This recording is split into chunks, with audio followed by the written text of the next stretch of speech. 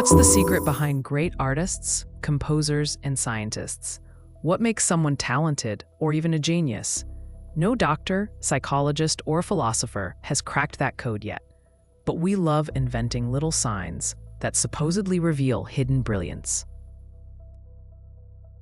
One of the most popular, dyslexia, often labeled as the creative person's disorder. But is that actually true? Let's start with the basics. Dyslexia is a specific learning difference. In simple terms, reading is really hard for dyslexic people. It usually shows up in childhood. A kid mixes up syllables, forgets letters he already learned, guesses more than he reads, jumps from line to line, and struggles to grasp the meaning of a sentence. Writing isn't easier. That's called dysgraphia, and it almost always comes bundled with dyslexia. Letters get flipped, handwriting is chaotic, spelling is a battlefield. At first, dyslexia was mistaken for a form of autism, but it quickly became clear. Dyslexic people don't have issues with vision, hearing, speech, imagination, associative thinking, or intelligence. In fact, their IQ is usually perfectly normal or higher. So why can physically and mentally healthy people with strong intellect struggle with something any average student can do? There's no single answer. Some scientists blame the cerebellum, saying it struggles to link letters with the sounds they represent. Others think the issue lies in communication between the brain's hemispheres. Some point to vision. Maybe dyslexic people don't coordinate both eyes well.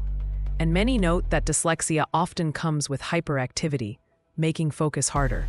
But all theories agree on one thing: dyslexia needs support and correction. Yet, the list of dyslexic high achievers is huge.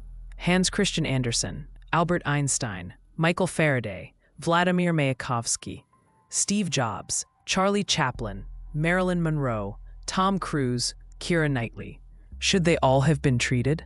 Why, if they were already brilliant? This brings us to one of the most interesting theories, not about why dyslexia appears, but what it signals. Some neuroscientists believe dyslexia might actually be an evolutionary advantage. Think about it. Reading is not natural for humans. Speech came long before writing. Our brains still think in images, not printed symbols. 200,000 years ago, nobody cared about silent reading. They cared about feeding their kids, hunting buffalo, and not becoming lion snacks. According to one idea, the dyslexic brain simply rejects reading as a low-priority task. It's busy solving bigger problems, like relativity, and dyslexia isn't the only flaw with hidden benefits. Take OCD, obsessive-compulsive disorder. Today it looks like constant hand-washing or checking the stove every 5 minutes. But in prehistoric times, hypervigilance kept you alive. A rustle in the bushes could mean death. Paranoia was survival. So imagine a modern guy inheriting this evolutionary gift, only to be told by a doctor, who wouldn't last 5 minutes in the wild, that he's overreacting. As always, things are complicated. You probably won't become a legend just because you have dyslexia or OCD. Success still takes massive effort, and society isn't about to worship people with learning differences. But if reading isn't your thing, don't panic.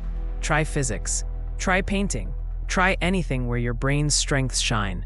Evolution didn't forget you, and that's baby science for you.